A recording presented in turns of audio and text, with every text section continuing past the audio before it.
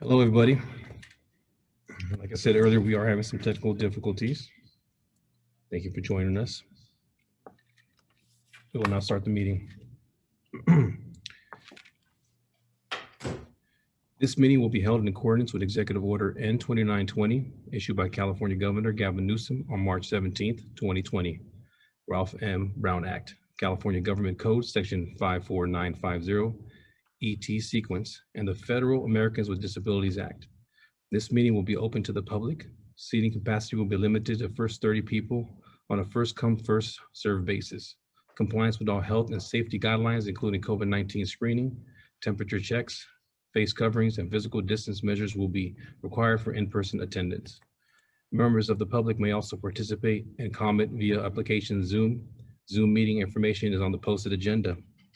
Remote public comment is also available for the City Council meeting by emailing the City Clerk at cityclerk@ci.series.ca.us by 5 p.m.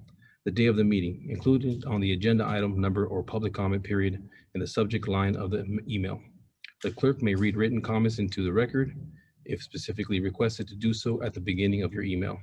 Your written comment will be distributed to the City Council and kept on file as part of the official record of the council meeting. And welcome everybody to the City Council meeting, April 12th, 2021. We'll now call this meeting to order. City Clerk, may I have the roll call, please? Councilmember Rhino. Here. Councilmember Silvera. Here. Vice Mayor Condit. Here. And Mayor Lopez. Here. And today's invocation will be by Pete Krishoff, Youth for Christ Central Valley. Are you on, sir? Yes, I am. Thanks. I'm going to begin by reading Psalm 121 and then just praying briefly. I lift up my eyes to the mountains. Where does my help come from? My help comes from the Lord, the maker of heaven and earth. He will not let your foot slip. He who watches over you will not slumber. Indeed, he who watches over Israel will neither slumber nor sleep. The Lord watches over you. The Lord is your shade and your right hand. The sun will not harm you by day, nor the moon by night. The Lord will keep you from all harm. He will watch over your life. The Lord will watch over your coming and going, both now and forevermore. Let's pray. Father, we thank you that we can come before you and ask you for guidance. Thank you for the assurance that you come and you help us. And so we lift up to you in series the children and the students and the families, especially as those who are back at school and are figuring out the best way to adjust to that with all that we've come through. And Father, we lift up in series the business leaders and the government officials and all the officers. And for all of them, Father, we just ask for wisdom and for safety and for them to be able to carry out your compassion. Thank you. In your son, Jesus. Amen. Amen. Pledge allegiance. Pledge allegiance to the flag of the United States of America, the republic for which it stands, one nation, under God, liberty and justice for all.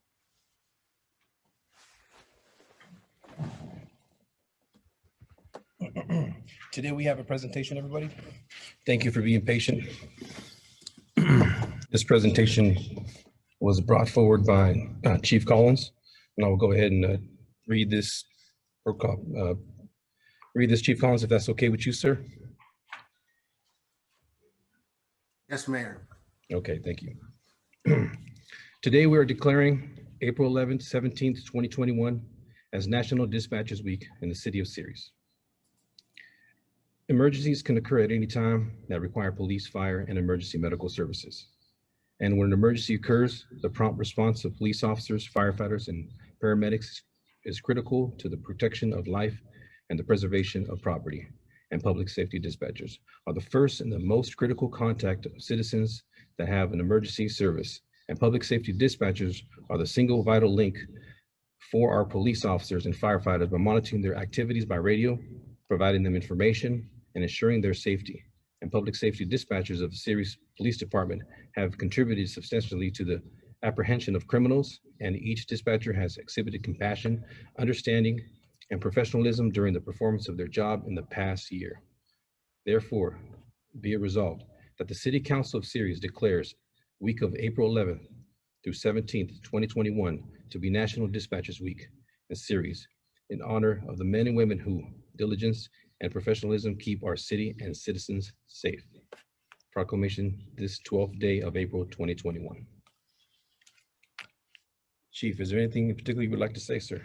Just like to say thank you, Mayor and Council. We did have somebody teed up to attend and receive the proclamation tonight, but due to technical difficulties, that was not possible. But we do appreciate your recognition of their hard work and dedication. And a lot of times they are underappreciated for the work that they really do behind the scenes.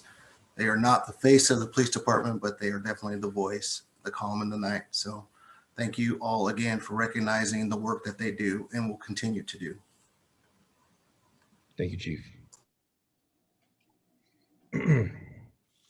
Moving on to citizens' communications. While the City Council welcomes and encourages participation in City Council meetings, adopted rules allow no more than 5 minutes.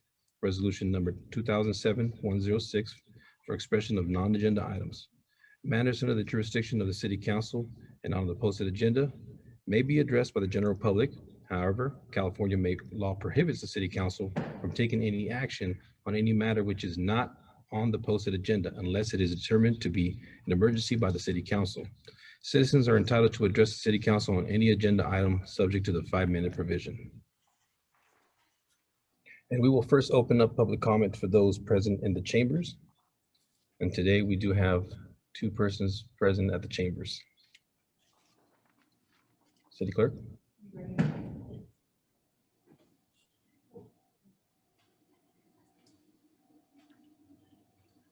You're fine. Yeah, you're fine. Let me turn on the camera. And if you could introduce. Yes. Good afternoon, Council. Hello. Can everybody see me and hear me? Okay.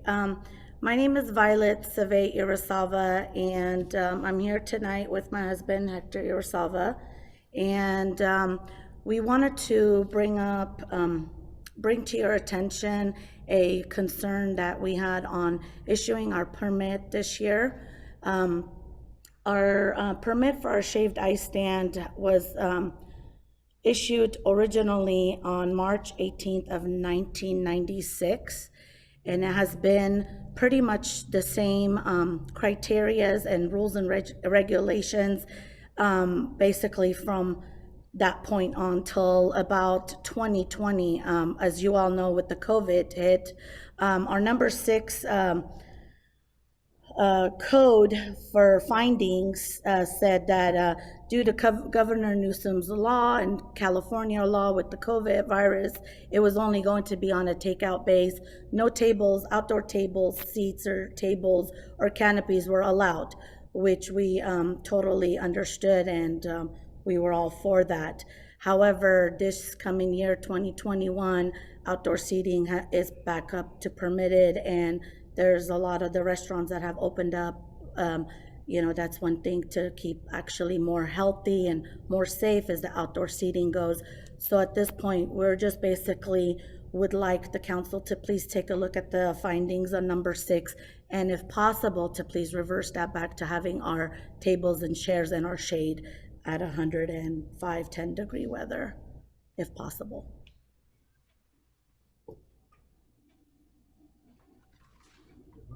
That's it. Thank you very much.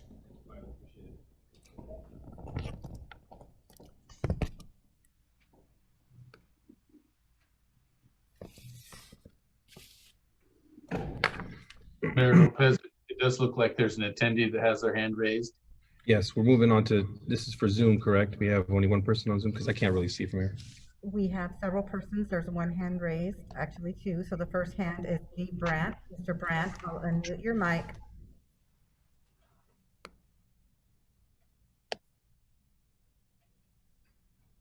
Good afternoon.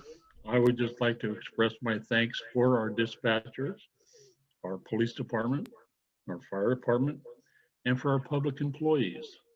We really do have a great city where there are problems within our city, but I just want to thank all the public employees for what they do. Also, on another note, we are very excited about the Walmart Center and the doings that's going on around down there. And I'm sure that John Warren will eventually chime in about trying to figure out something to do with our garbage cans when that all comes up. But anyway, I just want you all to have a blessed evening and good luck on your, I don't know, whatever the problems are with the electronics and stuff. Okay, thank you. Thank you. Do we have anybody else? Yes, next person is Dean Yatley. Mr. Yatley, I will click allow to talk. I know mine available. Good evening, City Council. I want to address this to not so much the City Council, but it involves you. I want to address this to the citizens of the city. I understand that there's a lot of people that use Zoom to chime in because of various reasons, employment or whatever, child situations, and that's a good thing. They can do that. At the same point, there's not enough people involved, and I would hope that these individuals that are on this social media, that they can extend that to their family and friends, neighbors, what have you, and try to get them involved. If they have a problem, any problem in the city, go to the city website. Look up if you can navigate the city website, look up who's in your district as the council member. If you have a problem with something in the city, Tom Westbrook would be more than happy to answer your question. Anything with the police department, Chief Collins, Captain Crane, those individuals, if it has to do something with law enforcement or enforcement of many other things too, besides crimes, they could probably put you in the same situation, or not same situation, but they could put you in touch with somebody that can help you. So without people getting together, we're not going to get too far. And a lot of people that look at the Zoom probably have been here for way longer than I have, many more years. And it's time that you feel free to exercise your right. These people on the city council, police department, they're all there because of the citizens here. You know, your tax money, if you want to go that direction, but they work for you, the citizen. They're here to help you. So by all means, if you have any problem, minute, if you think it's that minute or something that's really bothering you a lot, by all means, get a hold of the city. If you're not sure again of who to contact, Diane, the city clerk, she'll be more than happy to put you in the direction of the right department to where they can address your problem or issue. Please feel free at any time to get a hold of these people. We need to improve the city a lot more than it's been in the past. I know we've had some small obstacles, but we're making some headway. But without you, the citizens outside that are watching this tonight, without you, we can't get any further. All right, thank you. Thank you, Mr. Yatley. Next person, Mayor, is John Warren. Mr. Warren, I'll unmute your mic.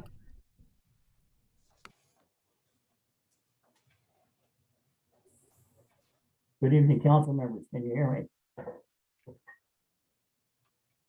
We can hear you, John. Thank you very much. And in comment to Chief Collins's notice of the dispatchers safety week.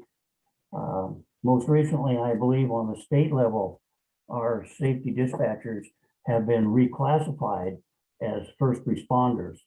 So that's a good step in recognizing those folks for the fine work that they do. And continuing, most recently, the city has had an uptick in vending and the folks selling hot dogs on the street corners and posting their signs and that sort of thing. Last year, I believe the ordinance was put into effect that disallowed this in the city, even though the county has had an ordinance in that regard for a long time, which does impact the city as well. But most recently, it appears there's quite a problem. And I know there was some discussion early on about the confiscations of goods and products of these folks. And the public kind of spoke up about it and demanded that this not take place and that they were going to organize a group to help these people come into compliance with the rules and regulations that Ceres has. And this has not taken place. A GoFundMe page was authorized or started, money was raised, but still none of these folks have obtained a business license to legally operate within our city. And so it's time that I think maybe the council kind of gives some direction or thought in how this problem is going to be addressed. We took a lot of time in bringing this ordinance to the general public and passing it. And without enforcement, you just wasted your time. I mean, the city's going to look like a shambles because of these types of operations. So please give consideration to that thought. And Mr. Brandt, I'm not going to mention garbage cans tonight because I think that's been taken care of, or hopefully it will be shortly. Thank you very much. Thank you, Mr. Warren.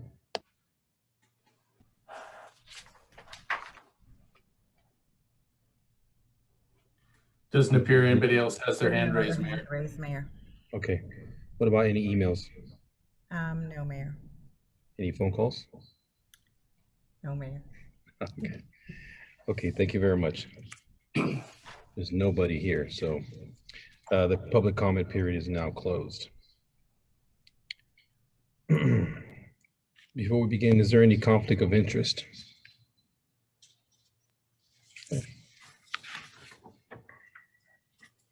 Moving on to the consent calendar.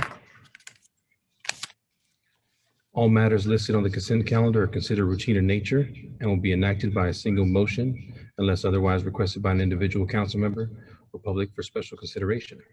Otherwise, the recommendation of staff will be accepted and acted upon by a roll call vote. All matters listed on the consent calendar are considered routine in nature and will be enacted by a single motion unless otherwise requested by an individual council member or public for special consideration. Looks like that was there twice. Is there anybody in the public that would like to like a consent item pulled?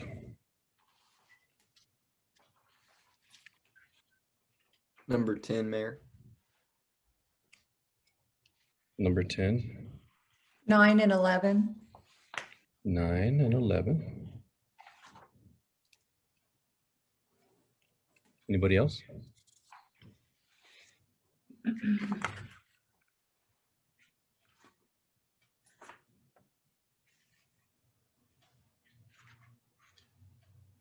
It does not appear that any of the public members attending have their hand raised at this time, Mayor Lopez. Okay, sounds good. Does council wish to approve the rest of them? I'll move to approve the consent calendar minus numbers 10, or excuse me, 9, 10, and 11. Second. May we have a roll call, please? Councilmember Rhino, Yes. Councilmember Silvera, Yes. Vice Mayor Condit, Aye. and Mayor Lopez. Aye. Motion passes 4-0. Thank you. So we'll start off with number 9. Resolution number 2021-31, awarding the contract for the traffic signal maintenance and repair service to Bear Electrical Solutions and authorize the city manager to execute the contract. Mayor Lopez, number 9 was the memorandum of understanding for the MOU between Stanislaus. I don't know if that shows on your agenda. Number 9. You know what? I have it here. The original one? Okay. Yeah, this is the one that was given to me. So number 9 is the MOU between Stanislaus County Health Services Agency for fire staff supporting vaccination clinics and authorizing the city manager to execute the agreement. I believe that's the one you wanted, Councilperson Rhino? That's correct, yes. Yes. Is that, I'm fine with this. Actually, you know what, I'll take the rest of it. And is that by the chief? No, it's me. I have questions on it. Go ahead. We'll be reimbursed for any fire personnel that is requested to assist at the vaccination clinics, but we will have to provide backfill, is that correct? Or for our fire station staffing, Chief Otto? My intent is this is going to be voluntary for our personnel. If we are asked to participate, we will ask our members if they would like to come in off duty to fill those roles. And there will be no backfilling. Okay, so this agreement, even though it looks like it's going to involve paid personnel, that is not what you're going to do? Well, the personnel will be paid. If they come in off duty, they will be paid for their time while supporting this program. Okay, so if they come in and they're off duty, don't they have to get overtime? They do, and that's what this program will support. We will be reimbursed for all of those expenses. Well, it says that they'll be reimbursed for this dollar amount that's shown on Exhibit A, but that doesn't include overtime. That's their fully burdened pay. I don't believe that includes overtime. Does it, Ms. Diaz? That's a fully burdened hourly rate. So it's not an overtime rate. It is not an overtime rate. So if they came in on their time off, we still have to pay them overtime. Yes. Okay. And then it also says firefighter EMT, which we don't have any firefighter EMTs. So if one of our firefighters volunteered, that means we wouldn't get any compensation since they're not an EMT. And I believe most of our firefighters are EMTs. I don't believe we have that classification, firefighter EMT. I could be wrong. Ms. Diaz, do you know the answer to that? We do not, they are not classified as firefighter EMTs, but I believe some firefighters do have an EMT certificate. But okay, we don't have them classified as firefighter EMTs. Okay. And the last question I have is, this isn't for a clinic that's in Ceres. It could be anywhere in the county, correct? It can be, yes. Okay, all right. Those are my only questions. Thank you. City Manager, I have a question. Go ahead. Would we still be responsible for the overtime? Yes. Yes. Okay. I think the other thing that's critically important to point out is as people are becoming vaccinated, this request took a while to get before the city council. That as more people get vaccinated, the demand for people to help at vaccination sites diminishes. So it's probably, in all likelihood, we might not send any personnel at all, even after this agreement's signed. I do know, Mayor Lopez, there are 2 people in the attendees that have their hands raised to speak.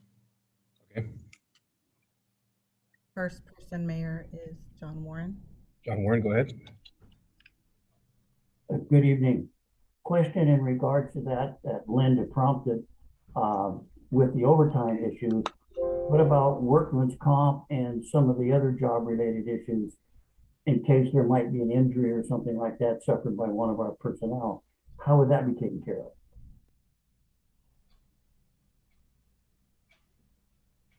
I believe their personnel, just like anywhere else, doesn't matter if they responded to a call, the city would be responsible for that. Okay, reimbursement? The county is going to reimburse the fully burdened rate of the firefighter that attends. Thank you. Next person, Mayor, is Jeff Serpa. I will unmute your mic.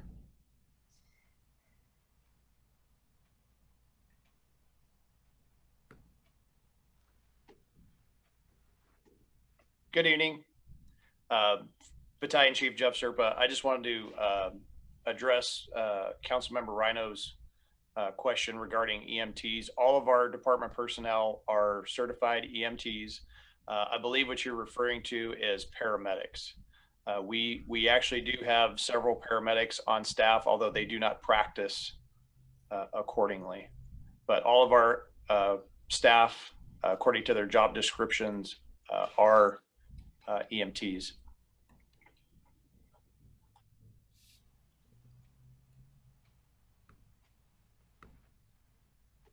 Have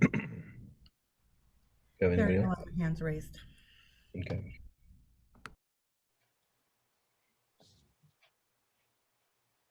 If the council members would like to motion to pass resolution number 2021-32. I have a comment or a question for Mr. Westbrook. This is Mr. Silvera. Other cities in the county that have already looked at this issue, and have they agreed to this already? Yes. Yeah, this request first came out when the mass vaccination site really started generating a lot of demand in the beginning of February. So there are the cities that are already joined on to this effort. Thank you. I'll move to approve number 9 on the consent calendar. City Clerk, can I get a roll call, please? I need a second. Oh, sorry. I'll second that. Can I get a roll call? Councilmember Rhino, No. Councilmember Silvera, Yes. Vice Mayor Condit, Nay. and Mayor Lopez. Yes. That's 2-2, motion fails. Moving on to resolution number 10. Resolution number 2019-33, approving the mid-year budget amendment for fiscal year 2020 and 2021. Thank you, Mayor. City Manager, I just wanted to get a little background on this and what this budget amendment will do for the city. Could you explain that? So this adjustment, primarily is because of our closure at the community center, there was an adjustment in revenue because we were not able to have the doors open. Nobody had their birthday parties, anniversaries, dinners, etc. In addition to that, there was some reduction of expenditures. One of the things that also this is looking to cover is some increased cost in terms of our street tree maintenance for our system. And I believe there's also there's some street lights within our city that are malfunctioning. They have a dusk to dawn light that sits atop of them. They get brittle and damaged over time, and so those need to be replaced. And so this is just kind of a cleanup from some of the things that were not expected or anticipated when the budget was originally adopted. So that's why we're looking to do a little bit of a cleanup this evening. But we're on budget. We're going to be balanced at the end of this. Yeah, absolutely. And one of the things that we did not anticipate, but actually became a reality, is with the Patient Care First, which is one of the city's dispensaries. They had a contract that expired in November of 2020. They had a cap rate that they were meeting. When their new agreement was signed, even though we hadn't started the budget process yet, we allocated a $40,000 a month floor for that new agreement for Patient Care First. When their agreement was ultimately adopted by the city council, Their cap rate was lowered to 70,000, so there was 30,000 a month, basically from December through the end of this fiscal year, which would be June 30th, 2021, where there was $30,000 a month that we had not anticipated that would be revenue that would be seen in the budget, which more than covers all of the requests that are included in this mid-year budget adjustment. Thank you very much for your clarification.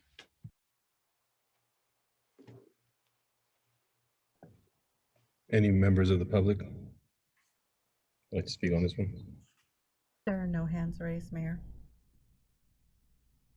I'll move to approve number 10 on the consent calendar. Second, Can we get the roll call, please? Councilmember Rhino, yes. Councilmember Silvera, Yes. Vice Mayor Condit, Aye.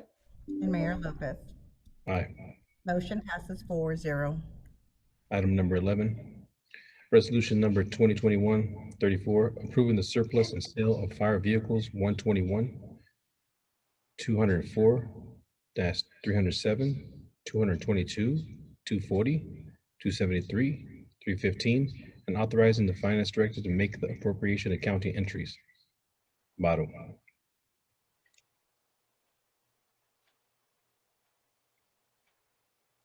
Now I can ask my questions.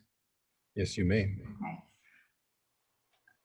It says in the staff report that the department vehicles will be disposed, but then it says under fiscal impacts, any funds garnered from the sale of these. So are we selling them? Are we disposing of them? What are we doing? Battalion Chief Serpa, Councilmember Rhino, we will be declaring these surplus and disposing them via sale. Okay, all right, thank you. You're welcome.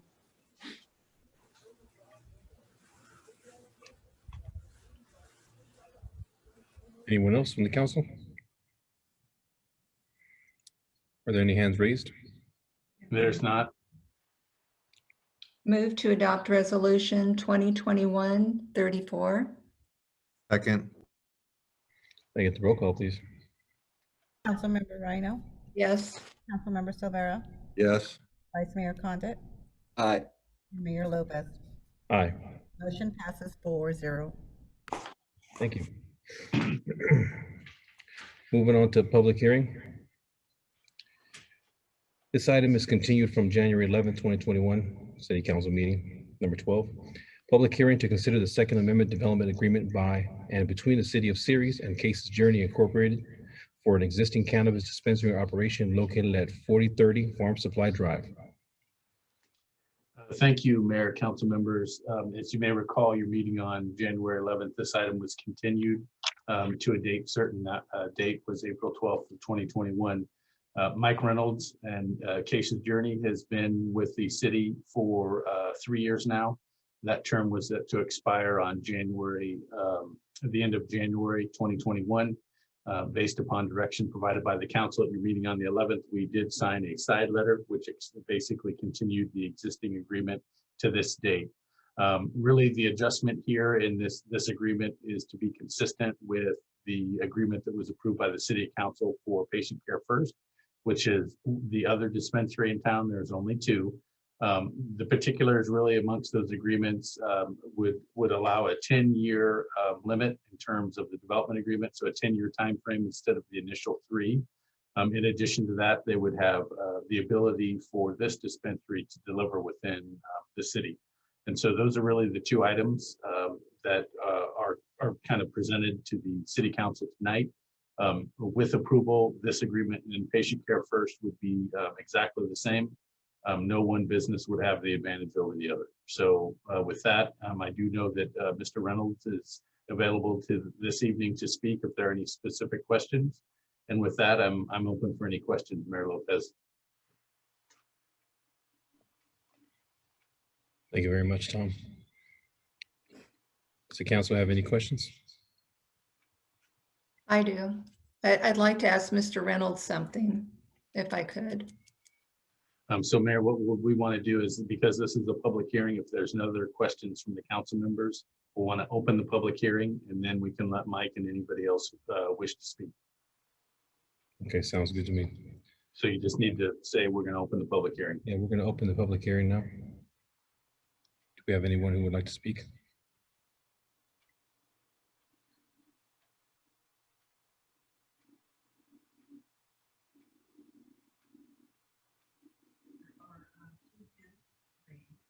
Promote Mr. Reynolds to panelist. Okay. I'm good for any questions, Councilmember Linda. Before, when we talked about this, and we had a discussion about the 10 years versus, well, the 10 years that patient care first got was because they said they needed it because they're going to be doing major renovations. I believe at that time you said you would be okay with 5 years. Has that changed? No, it hasn't. Five is fine. I think with changing climates, I think, long-term certainty is always a little bit more comfortable, but with the changing in the current government in the US, I think we're going to see a lot of changes anyway. So I think 5 years I would be fine with. 10 years definitely continues to give us that much more comfort to continuing to put more pieces together from an infrastructure pace, but I am open to 5 as you guys see fit as a council, but I'm good with 5 or 10. Okay. And previously I've been pretty adamant about not wanting delivery, but given the fact that we apparently have cannabis deliveries coming from Empire, Modesto, everywhere else, patient care first, I would be okay allowing delivery by Mr. Reynolds' company, but I on the other side, I still would only want 5 years. I don't want 10 years.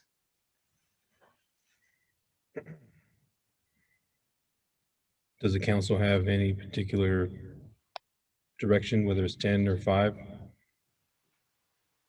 I personally, 10 years is fine with me.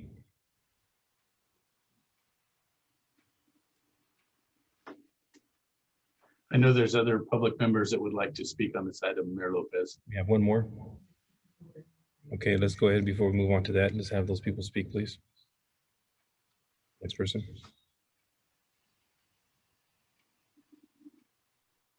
First person is John Warren. Mr. Warren, I'll unmute your mic.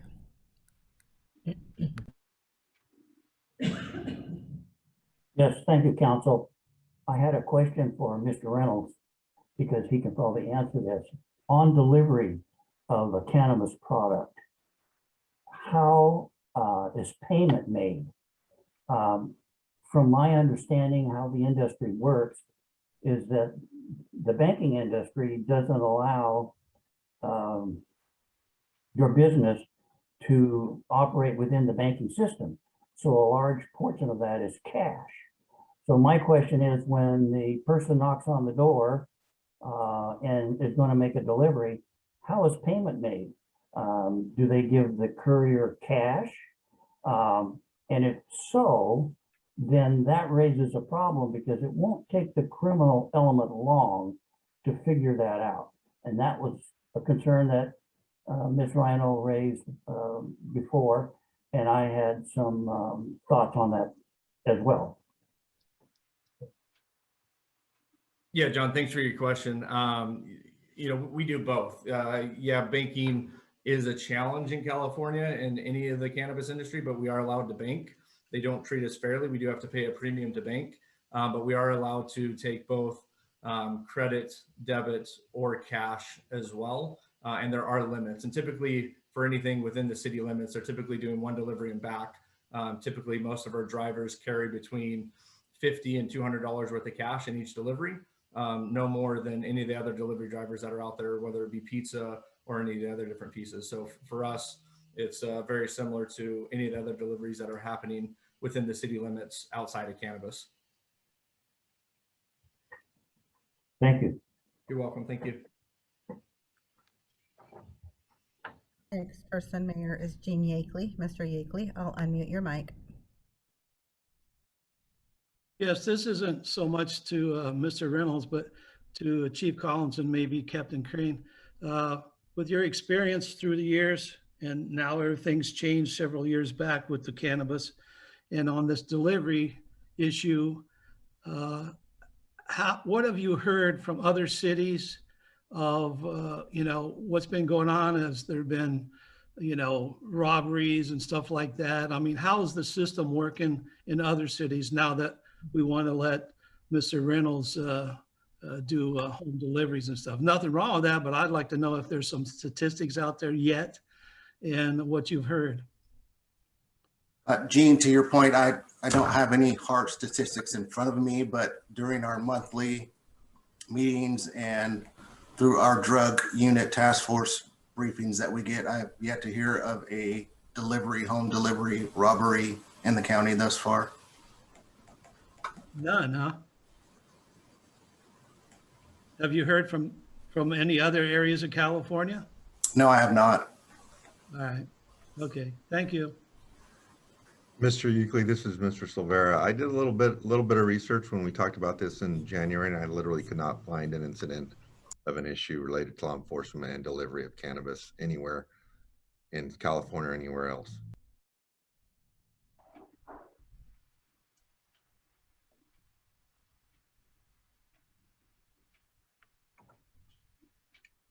There's an additional hand, Mayor. Connie Vasquez. Ms. Vasquez, I'll unmute your mic. Hi, so my concern is how are you identifying the people that you're delivering to as far as age and what's appropriate for that?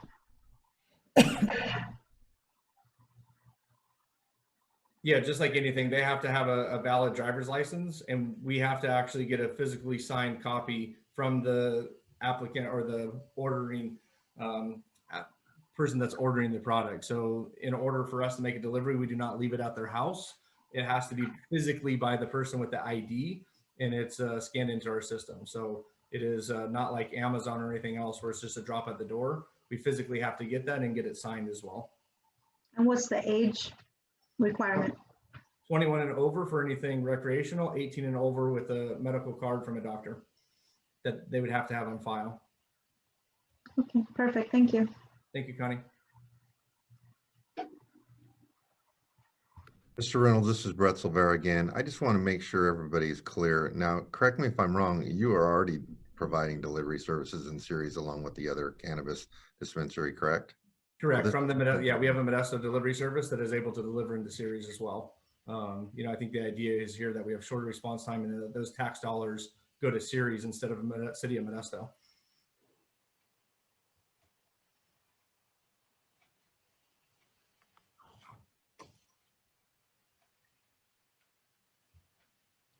There are no new people with their hands raised, Mayor. Okay. So Mayor Lopez, you want to close the public hearing and bring it back to the council for consideration? Yes, let's go ahead and close the public hearing. Council, is there any comments? No, just again that I would be okay with delivery, but I think 10 years is too long. I think 5 years is fine. Anybody else okay with 10 years and or 5 years? I'm comfortable with 10, and Okay. the majority wants 5. We could do 5. I'm comfortable with 10. Make a motion to accept ordinance 2021-1062 as written, which it includes 10 years.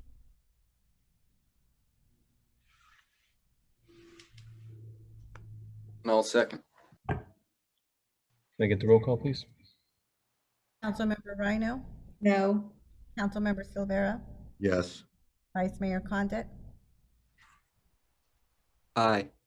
and Mayor Lopez. Aye. Motion passes 3-1. Thank you. Thank you, guys. Thank you very much, Mike. Moving on to new business. Resolution number 2021-35, approving the procedures outlined in the Stanislaus Community Response Guideline, SCRG, supported the countywide effort to respond to significant encampment of individuals experiencing homelessness, and authorized the city manager to execute necessary documents supporting the city of Ceres' commitment to the SCRG protocol. Westbrook. Thank you, Mayor Lopez, council members. So tonight before you are some guidelines that were created by an organization that has many members, nonprofit groups, in addition to service providers and a lot of city members, called the Stanislaus Homeless Alliance. And so they started preparing these guidelines back in the fall of last year. And really the purposes of these guidelines are to have kind of a framework and a structure to for cities to deal with significant encampments. And what they call a significant encampment is anything over a gathering of more than 10 people experiencing homelessness. As well as that, there's also a provision that talks about an immediate hazard for some of those camps, depending upon their proximity either to a railway or to a state route highway. And so really what's the ask here tonight in front of the council is this. As you may know, our point in time count is pretty low overall countywide, and so we don't have a number of homelessness people experiencing homelessness as other communities, and we don't have a lot of services provided either. And what this would do is, if we signed on to this, is that if the city in our jurisdiction that we controlled found an encampment of more than 10 people that was significant, we could reach out to the county's team at the CSA, the Community Services Agency, and provide some outreach to those folks and services. And what I mean by outreach and services, typically that could be a kit for some personal effects for health and hygiene purposes, in addition to providing them opportunities and letting them know where they can find services and maybe where they can find a shelter to stay in. So there is some portion of the city that we would have to help with. If we did call for the assistance, then our police and or code enforcement office would have to participate in kind of a notice to vacate. And then ultimately, when the camp was vacated, we'd have to use some of our crews, public works crews, to clean up some of those encampments. So tonight, that's kind of the request, is to approve these guidelines. If we don't have any significant encampments, then we won't call for any assistance. I do know that the cities of Waterford, Houston, Oakdale, I believe, the county and Modesto have already signed on to these, and the other cities are considering them at an upcoming agenda. So with that, I would be happy to answer any questions that the council or any members of the public may have. I have some questions. Councilor Davis? Under immediate hazard, it mentions adjacent to highways and railways. Would this group be able to deal with those, whereas now we can't? If it's right of way for the railway, we can't do anything. If it's Caltrans, we can't do anything. But you're saying that Stanislaus County could? I think that it's adjacent to the right-of-ways and railways. Caltrans and the railroad would have to be involved in that. I think that they just didn't want to kind of close that in. They left the framework a little bit more open. My presumption is that the CSA folks wouldn't be, at least on the freeway, trying to provide some assistance to these folks. But just the location of an encampment near a freeway could be designated an immediate hazard. Right, but they're not going to be able to move them any faster than we are without getting a hold of Caltrans or the railway, correct? They don't have any kind of in with them if we're all okay. So that really isn't a benefit to us then, that they're not going to be able to do that. I mean, we have, from what I see, our biggest encampments are along the railroad tracks. You know, when you're coming southbound on 99. And I have concerns that if we join this now, instead of what we're doing when we have one or two, we send the police out, move them on their way.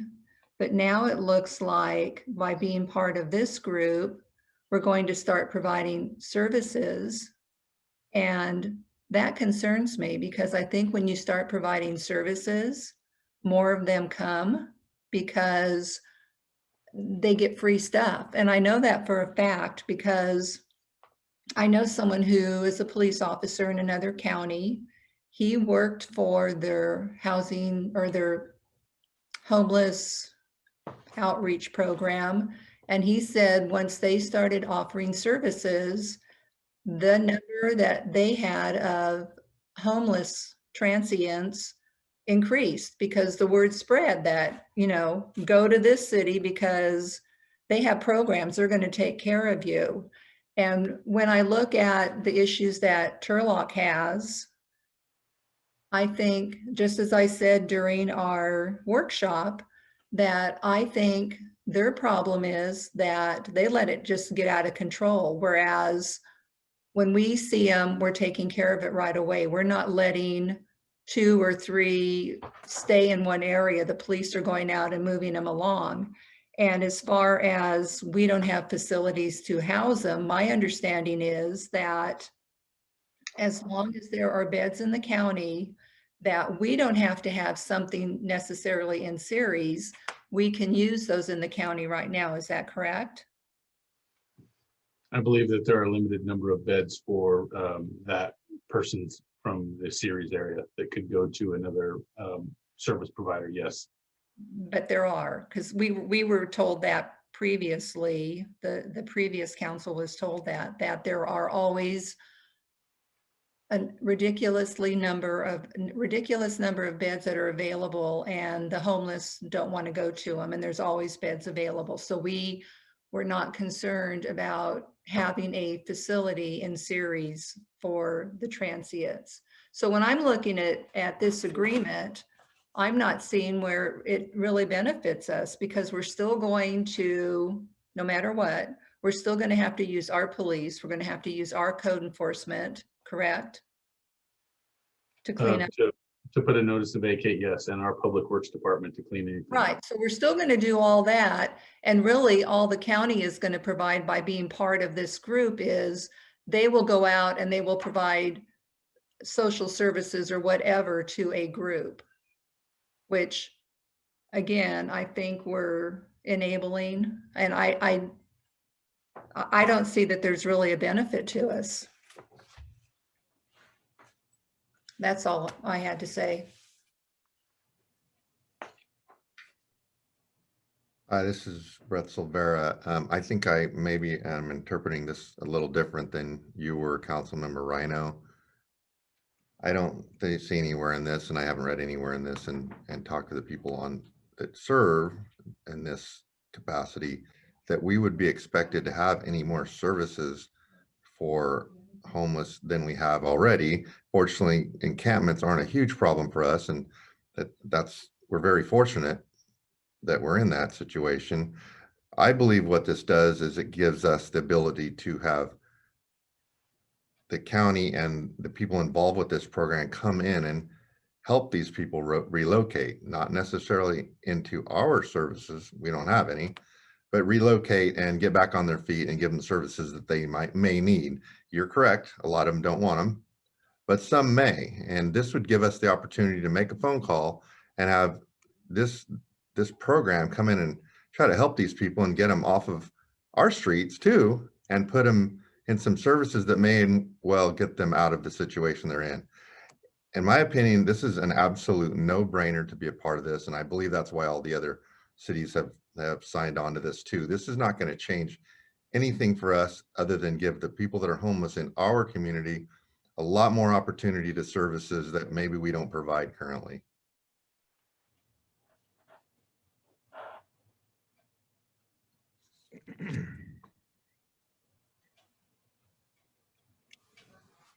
There are some hand raised. Okay.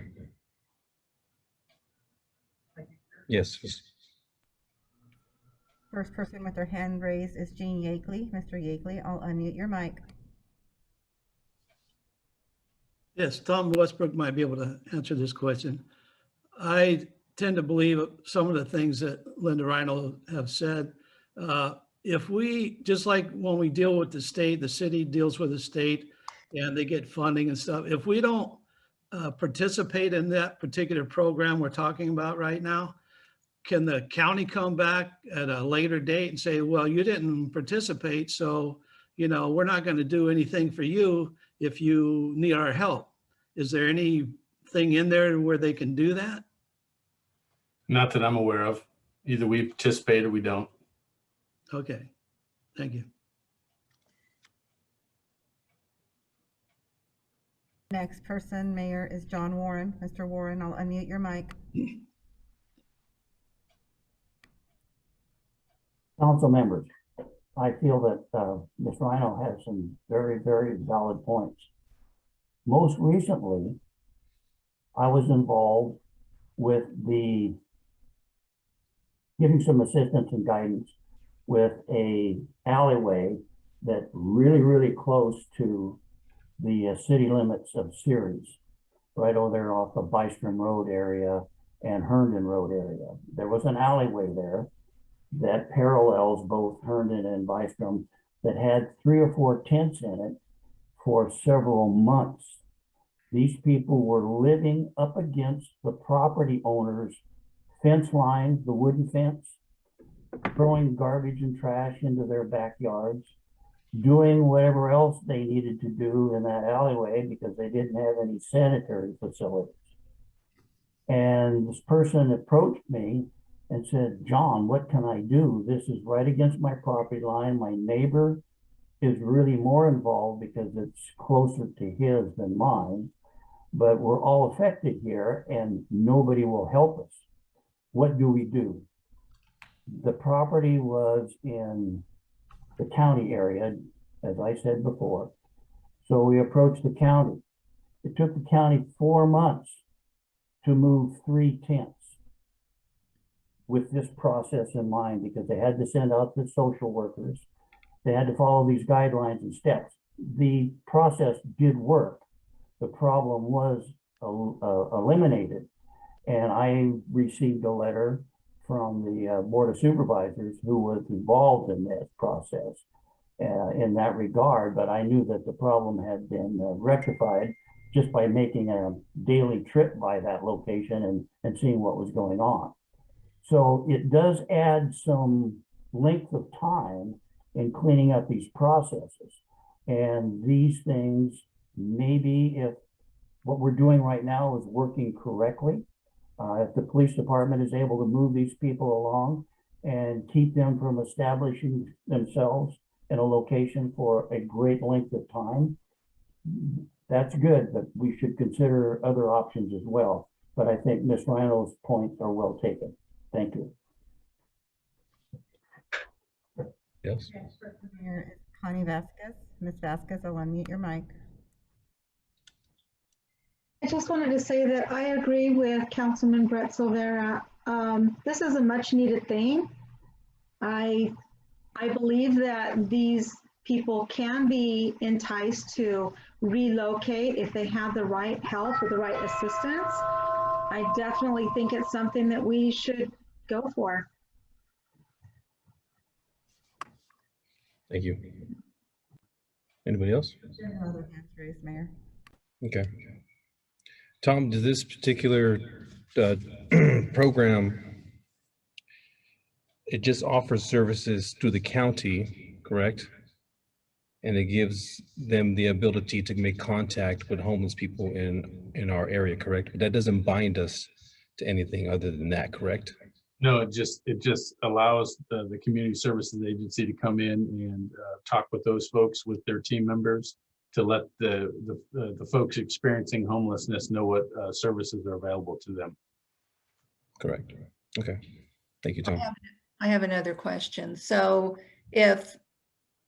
because we have our no camping ordinance, our police can go out and move them along. If there was a group of 10 that they hadn't been able to get rid of, then our police are not going to be able to go out there until we've allowed the county to come in and do their social, whatever programs they want to provide. It'd all be done at the same time. The coordination would be fairly quickly. So you're saying that the county is going to come out immediately to move these folks along and get them whatever help they want to offer them, versus keeping them, as Mr. Warren said, it took 4 months or whatever for the county to come out. So you believe that if we had a large encampment, the city contacted the county, that they would come out immediately and they would be disbanded. That's what you believe. No, in any circumstance, there's a 72-hour notice to vacate. So once the notice to vacate, 72 hours versus 2 or 3 months. correct. And I think I don't know when that time frame was that Mr. Warren references, but that was not a significant encampment. There was only 3 tents. It wouldn't even have applied to this. Okay. Tom, I have another question. If we were so pleased to, we could possibly contact the county, even if there's a few homeless people, to get them the services they need. We don't have to wait till it's 10.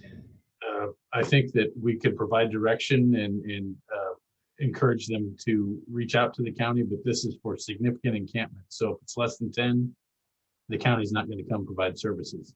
And we'll continue to do what we have been doing. Correct. Okay, sounds good. So this is Councilmember Silvera again. So Linda, I'm not sure that we're on the same page here. This doesn't change our ability to do what we've been doing with homeless in our community. We will still do that. Our law enforcement will still address it. This just gives us another avenue to help these people get out of homelessness and to provide services that potentially will get them off the streets and get them jobs. And all the services that are provided by this group are amazing. To think we don't have anything like that right now in Ceres, and we would have the ability to have that in Ceres, it's just an absolute no-brainer. How could we not want to be a part of this and help these people to get off the street and not just run them off the street so they go somewhere else? The goal is to end homelessness for these people. These services would help them with that. We don't have anything for these people like that now. This would give us the ability to have that. Thank you, Council Member. Anybody else?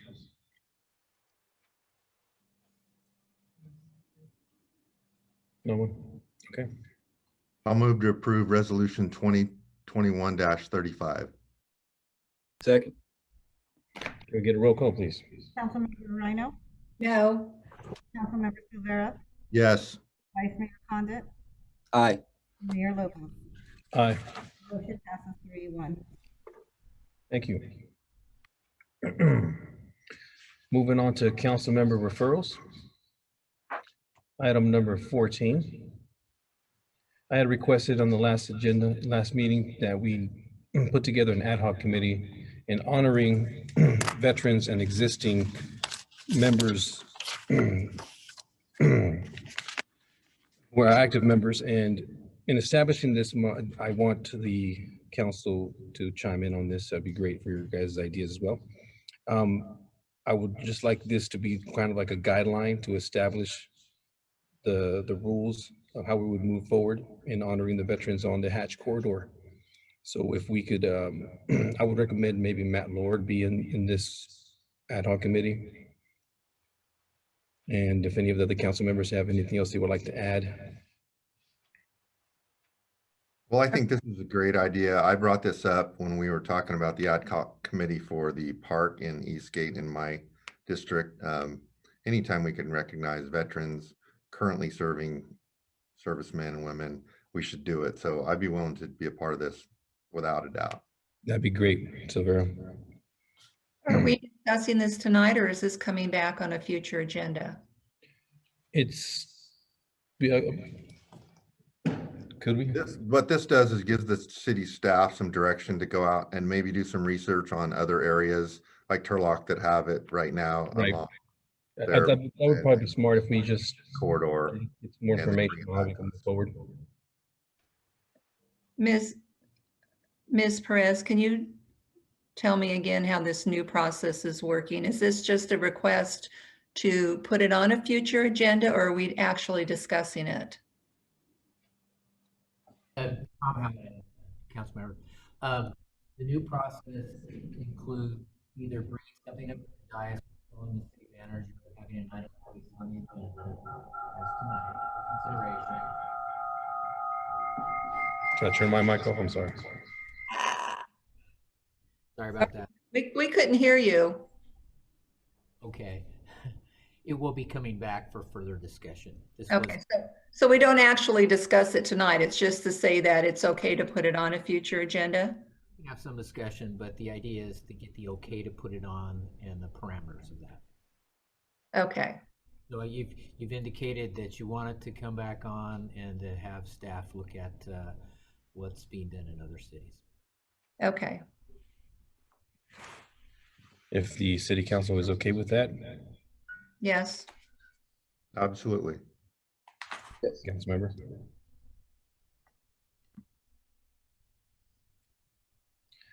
Moving on to item number 15.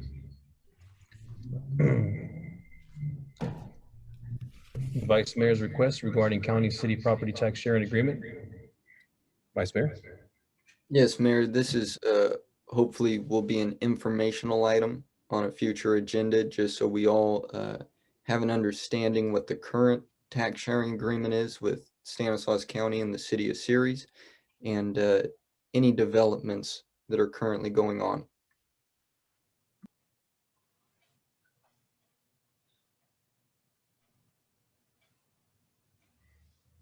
So your I'm request fine is with just it. basic information only?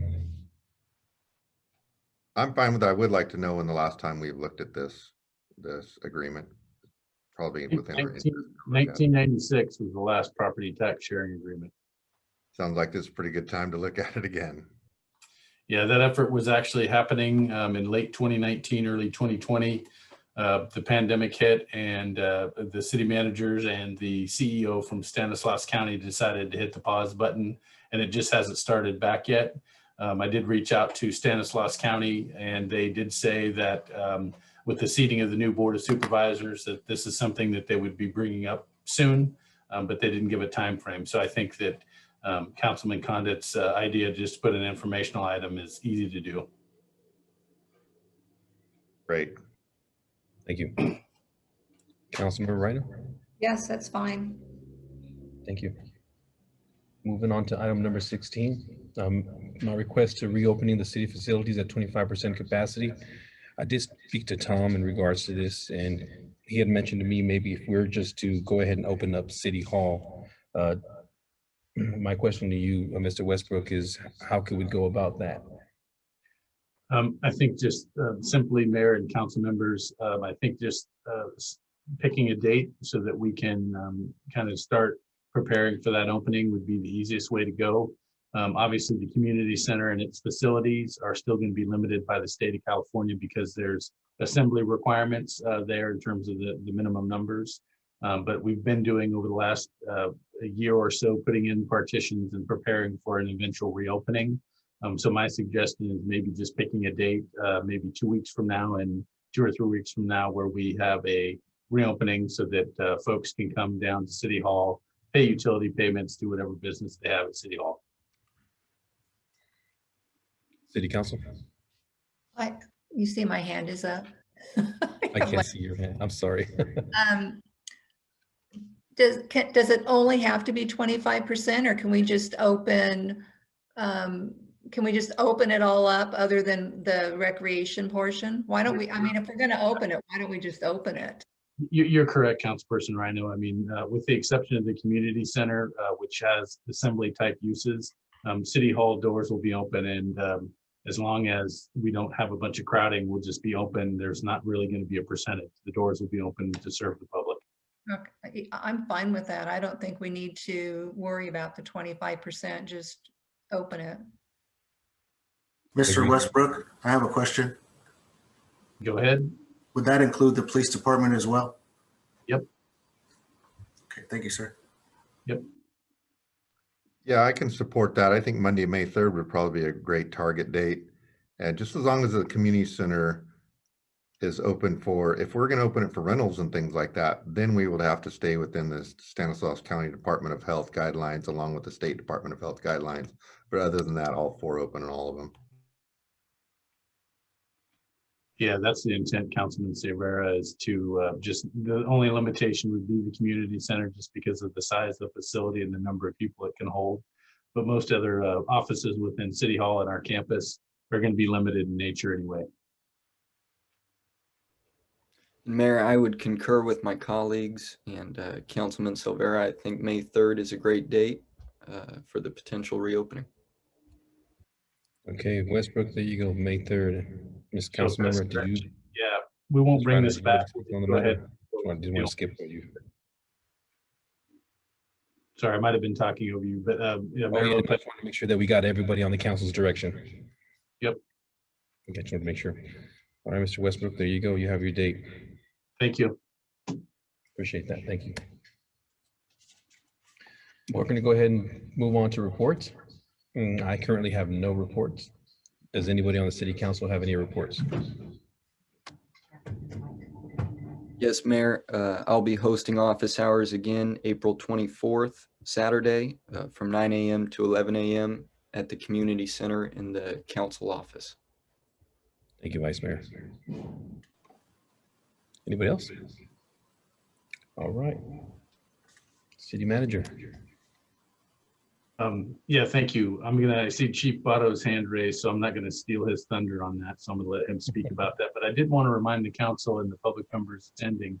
You may recall about a month ago, the emergency rental assistance guidelines came out, and there were some funds designated to Stanislaus County for rental assistance for all the cities and county residents. The one thing that's important to note about that rental assistance is there's also the ability to pay utility bills with some of that assistance. And so the city's website has a little link for folks that qualify that they can submit their applications. What's important about that is when the pandemic started, the state of California kind of put a moratorium on utility bills and collections of them, and then also suggested that we couldn't shut people off for lack of payment for their services. Right now, existing law, that moratorium is extended, I believe, until June 30th of 2021.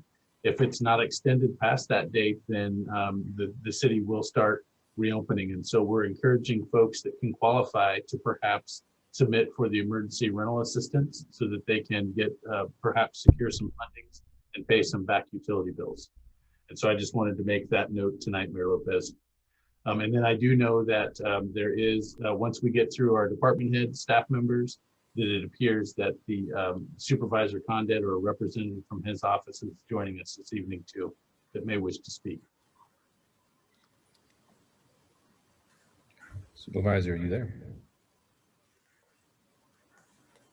We can probably go through our department heads first, Mayor Lopez. Sounds good to me, because you said your Votto had his hand raised? Yep. Yeah, let's not skip Mr. Votto. Go ahead, sir. Last Friday, we formally recognized the success of 5 department members. Promoted to the position of fire captain is Billy Finley. To the position of fire engineer is Vince Diliberto. And we had 3 recruit firefighters, Chris Campbell, Nicholas Hamilton, and John Rivolo, who completed their 12-week academy and start their shift assignment this week. And I'd like to say congratulations to all. Thank you. Thank you.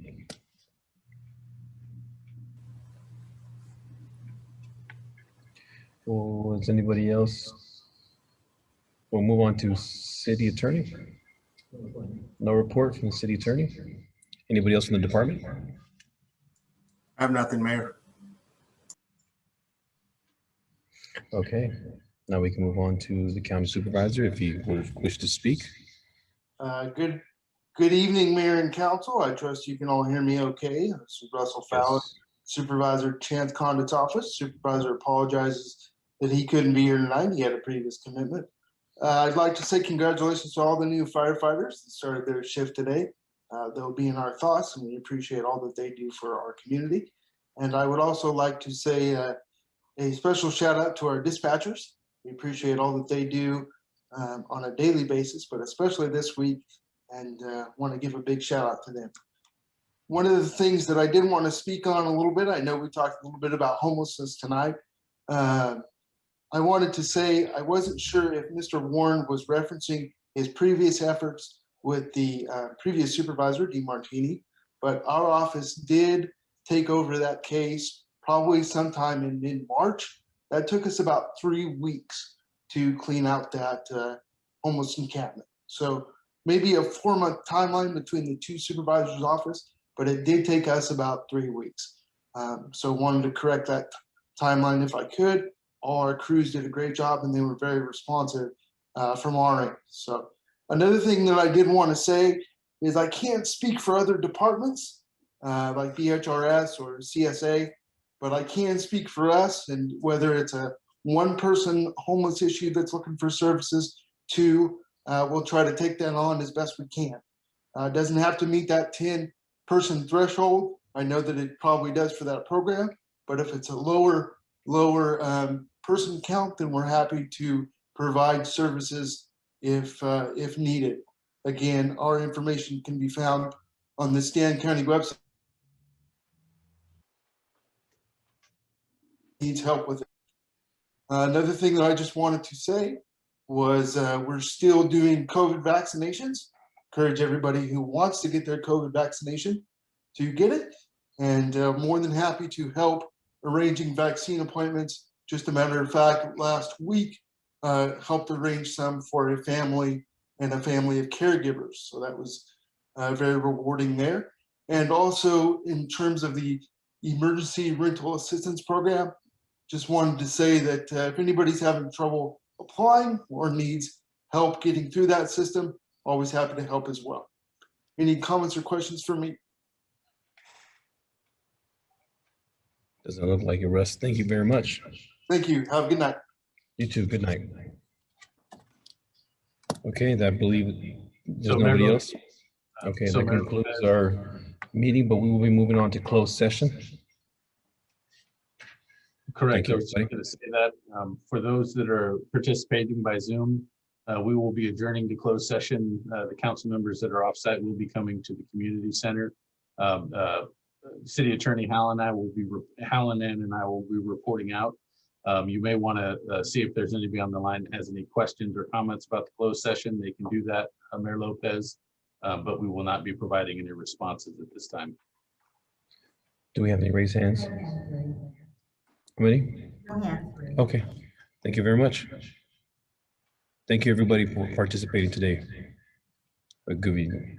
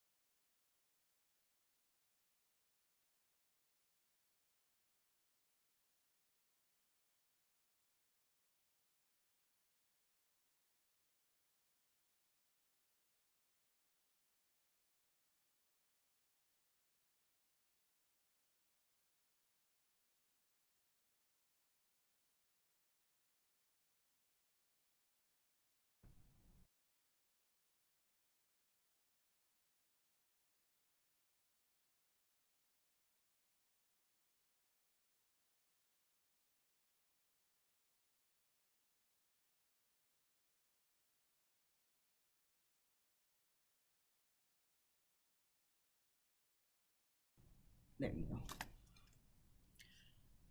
Right. Okay, we've returned from closed session and the council gave direction to staff on all items.